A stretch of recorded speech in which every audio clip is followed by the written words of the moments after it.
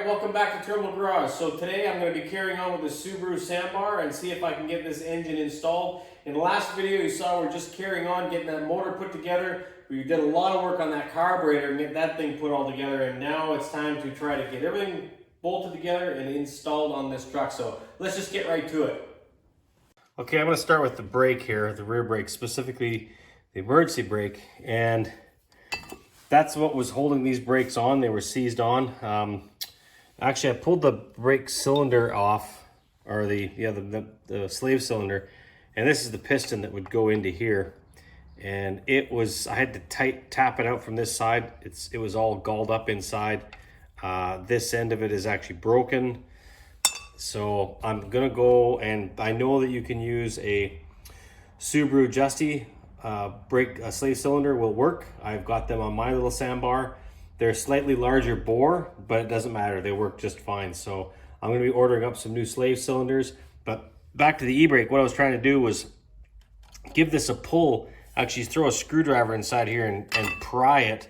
Try and pull that emergency brake out, and no go. It is seized up tight. I really didn't want to have to buy an emergency brake cable or two. They're expensive and I got to wait, but I might have to do that. I'm going to try going to the other side and see what that one's like. Maybe it's not seized up, but I suspect it will be, and I'll be putting in new cables. All right, the next thing to tackle is the flywheel, and I just sort of sandblasted half of it. You can see how nasty it was and how much nicer it looks here. Turn it over. Yeah, it comes out nice. So, but I will be getting this clutch resurfaced. It's no good for putting a brand new clutch in. So I'll have to take that to the machine shop, get them to do a resurface on that. But I'm gonna carry on, look inside my cabinet here. I got the valve cover on there, and I'm also gonna do my intake manifold. So I'm gonna carry on with some sandblasting and see if we can start putting some parts on this engine. All right, the engine's coming together nicely. The sandblaster has been great. All the corrosion on these, especially this part here, the aluminum cleaned up super nice, and then just hit it with some aluminum paint and comes out looking like brand new. Everything looks great. Flywheel, I'm waiting for the flywheel to get resurfaced, and then I'll be dropping the flywheel on. I think next thing I'll do is just throw on the carburetor. So another problem I've been thinking I'm gonna have to face is this distributor. You can see the inside of this distributor is nasty. It's corroded bad. Now, just the other day, someone on Facebook Marketplace was selling a whole bunch of Sambar parts, and I got a used distributor. I got brand new brakes. I got so many parts for 30 bucks. It was a real score. The only problem is with this one is it's got a 2-wire connection, and the one I have is a single wire. So they're very similar, but they're different. So I'm hoping I might be able to take the guts out of this one and put it in this one. I don't know. I've also got, the points are shot. This guy that I got these parts from, he's got a brand new set of points. But I'm going to have to dig into this. This is going to be another challenge for me. But I think between the two distributors, I think I might even have a third. Well, I forgot. I've actually got a distributor that was laying around, and it is the same as this one. It is a single wire right there. I don't even know where I got this one, but anyway, there you go. I think this distributor is probably going to be garbage. I have got another one right here. So boy, it's nice to hold on to things. You never know when you're going to need them. So yeah, let's carry on with this. All right, I got the flywheel back. Actually, they turned it around the next day. I dropped it off last night and picked it up tonight. It was all done. So now it's great. I can get that bolted onto the engine, put the clutch on, and then I'm gonna have to go clean up that transmission and get it bolted on. So this is great to get this done. We're gonna make some progress now. I'm gonna get this transmission all cleaned up. It's very nasty inside, so it's got some degreaser. I'm gonna try to just take a steel brush and just go over this whole thing and clean it up. Now, the one thing I gotta be careful, I got rubber bungs on the 4-wheel drive actuator, and I'm gonna have to be very careful. I might put some tape or something. I might even actually put this cover back on. If you remember the speedometer, I couldn't disconnect it, so I removed this whole piece. I might just bolt it on temporarily just when I hose this off. And lastly, I'll put a plastic bag around the forward drive shaft outlet there.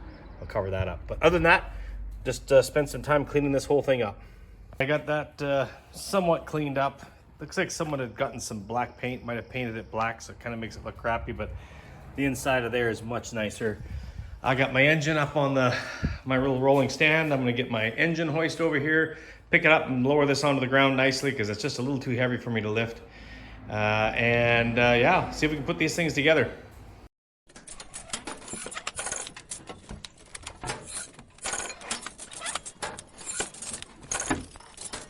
All right, I got the new throwout bearing on here.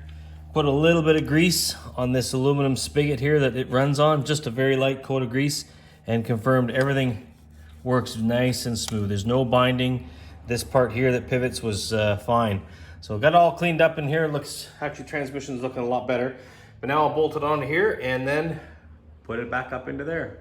All right, engine and transmission are back together. That was super, super easy. Just lifted it on and popped it on it super quick. The next thing I gotta look at, however, is this starter. It is very nasty and it doesn't spin. So what I'm gonna do is use actually my little tractor here to racing mower to jump start, or just put a battery on this thing, see if it spins. I do have a spare starter in case it doesn't, but let's see if this thing works. All right, I got the jumper cables hooked up to the racing, whoa, geez. Racing mower. Let's see what happens here.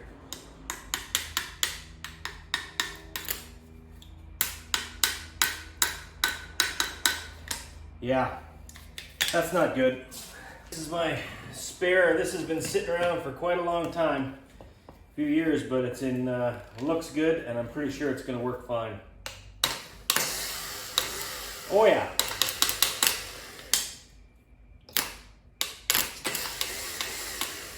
We got a starter.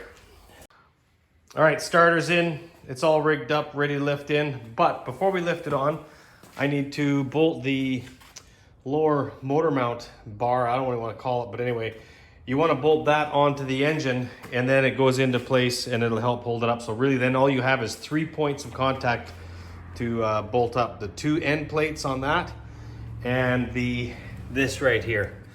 Now, actually, on this one, there's actually another one. Not all Sambars have those. But anyway, we're getting close. I'm just gonna get this all cleaned up right now and bolt it onto the engine. All right, I got this all rigged up. I'm gonna lift it up, bolt this mounting bar on the bottom of the motor, slide it around and see if we can put it right into the truck.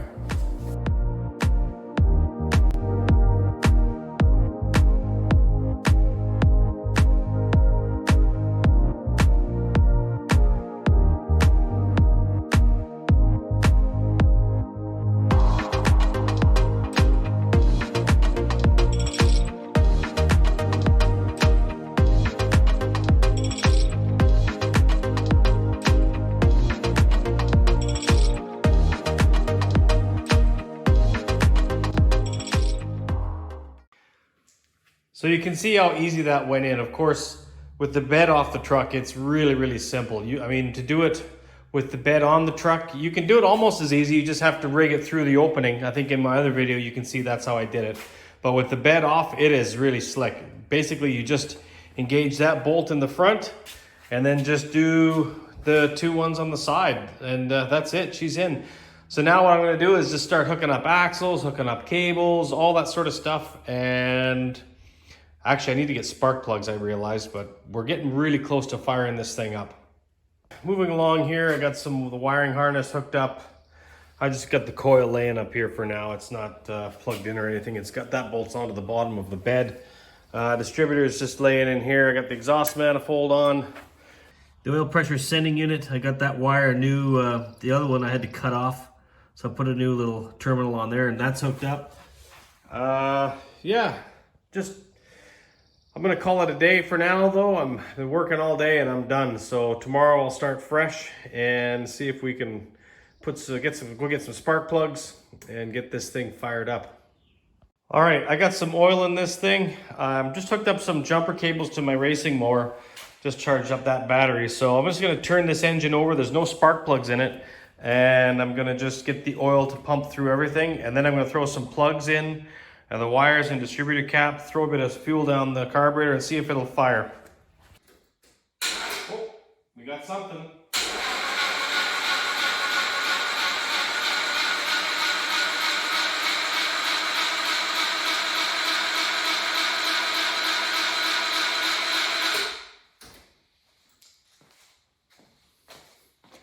All right, that should have primed the pump.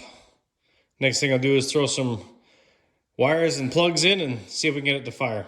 All right, I don't know if this is gonna work because it doesn't turn over very strong. That lawnmower is not very... Let's pour a bit of stuff down that carb. Let's see what happens here.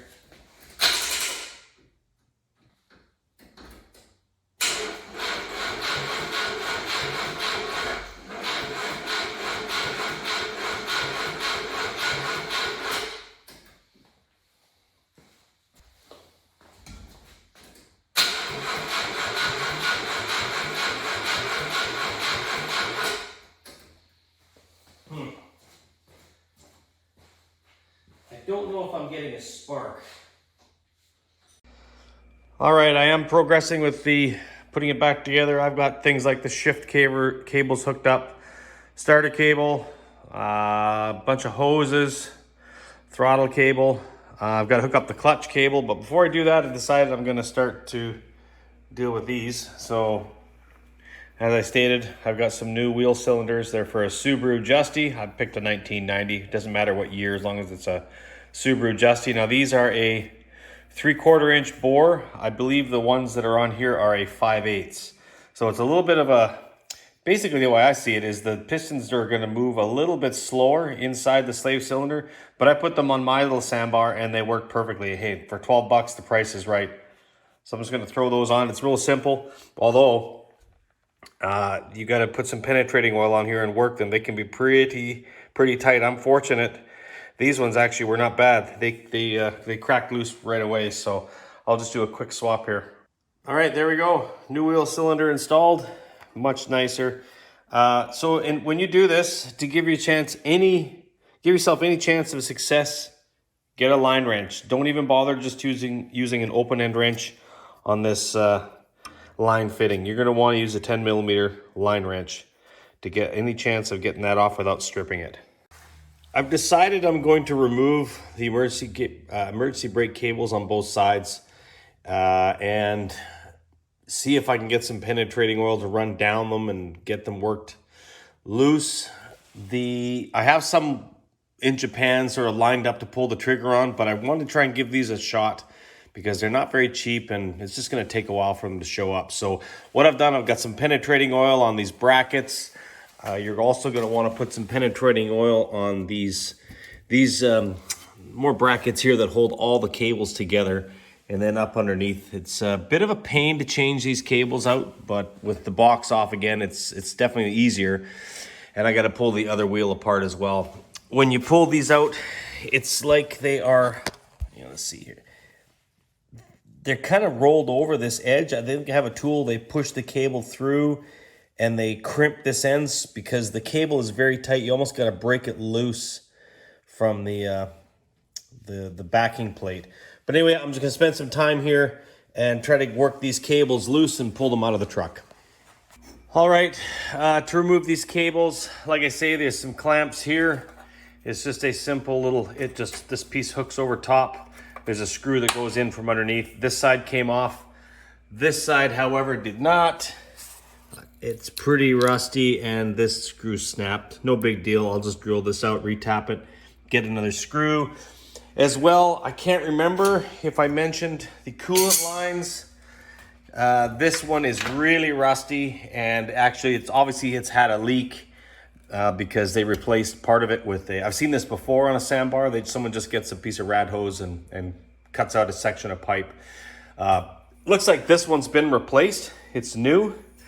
This one's probably not very good, so I'm going to be replacing both these pipes. I'll make up new ones. I've done that before. And to get these off, a couple of clamps go over top. This one came off okay.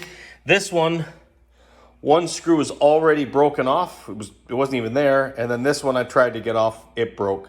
So I'll be tapping these screws out, get some new bolts, no big deal. Getting the ones up there out, that is a bit of a challenge with the cab on, but whatever, we'll get it out. So the cables, I'm slowly getting the cables out. I can disconnect them from the bottom of the cab. There's a couple of bolts there, and then those emergency brake cables will come out. I still got to pull this wheel off and disassemble the brake shoes out of this thing so that I can get the brake cable out of there and also replace the slave cylinder. So I think that's what I'm gonna do right now is take this wheel all apart.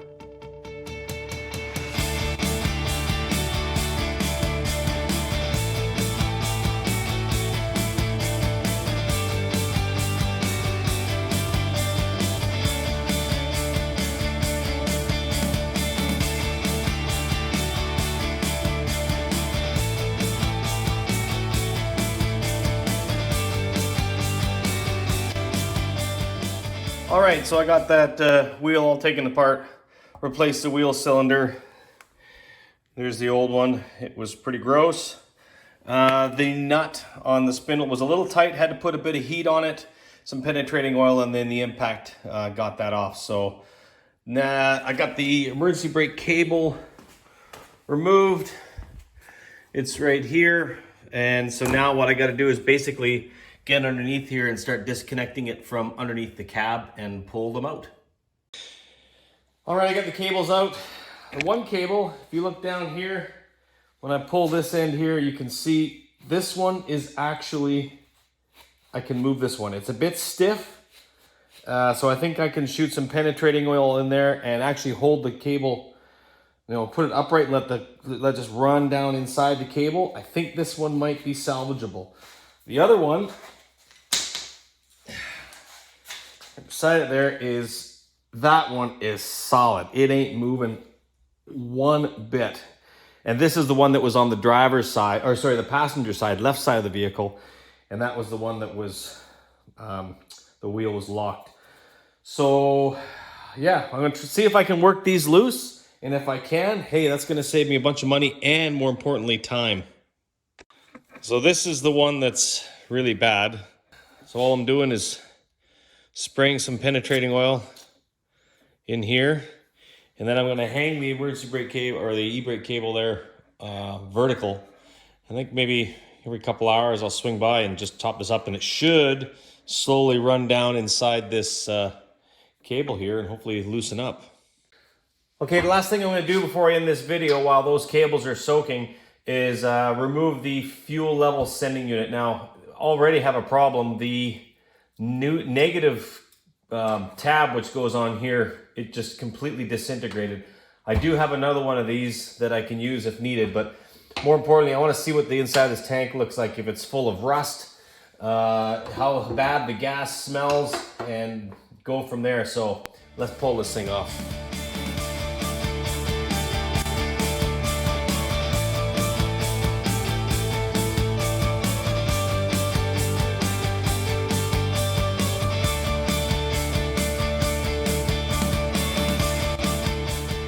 Well, the tank inside is not bad. It doesn't look like any water got in there, which that would be kind of a miracle, to be honest. But it's not full and it looks clean and it doesn't smell too terribly bad. So that's all good signs.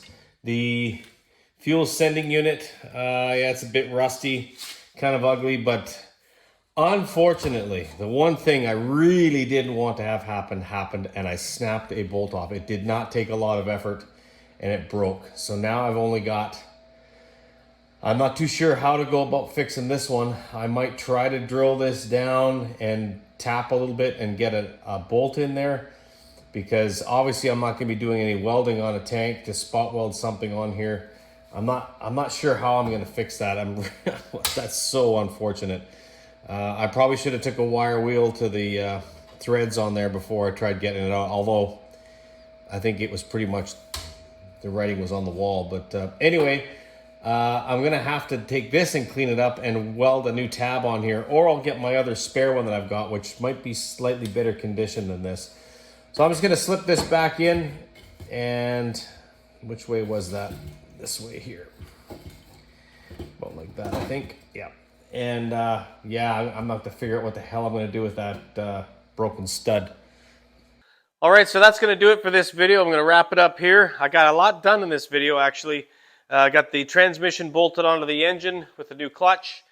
I got the engine installed, tried to start it, but unfortunately the racing mower's battery just wasn't powerful enough to turn this over quick enough. So I will get the proper battery, install it, and try again later on. That's not really that important right now, but also got the emergency brake cables out. They're soaking with oil up here, hoping it's going to drain down and unseize.